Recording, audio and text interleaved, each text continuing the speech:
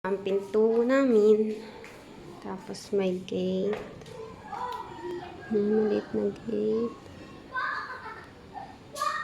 Yan yung tangke namin. Tapos meron dito saksakan para sa saksakan para sa washing machine. Tapos may labahan. Pasok tayo sa loob. Hindi ko pa tapos linisin yung iba. So, wala pang lalagyan. Wala pa kaming lagyan ng plato. Bibili pa kami lagayan ng plato. Tapos, nilagay ko na lang dun yung box. Yan ang aming lutuan. Dito na lang namin nilagay yung tangke kasi nandito yung bike ni PJ. Yung frame ng bike.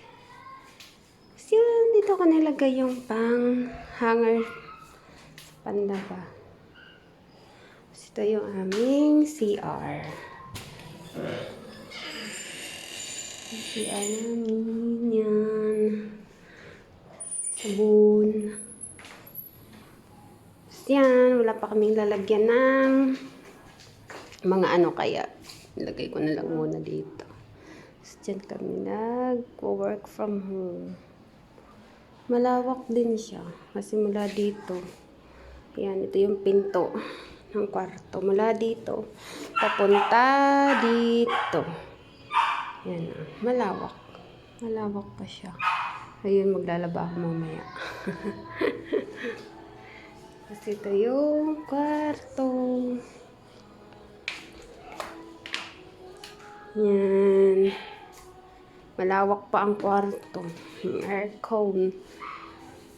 Tapos yung hindi mo na ginagamit na sapatos. Gamitan namin. Ayan lang. Perfume ni PJ.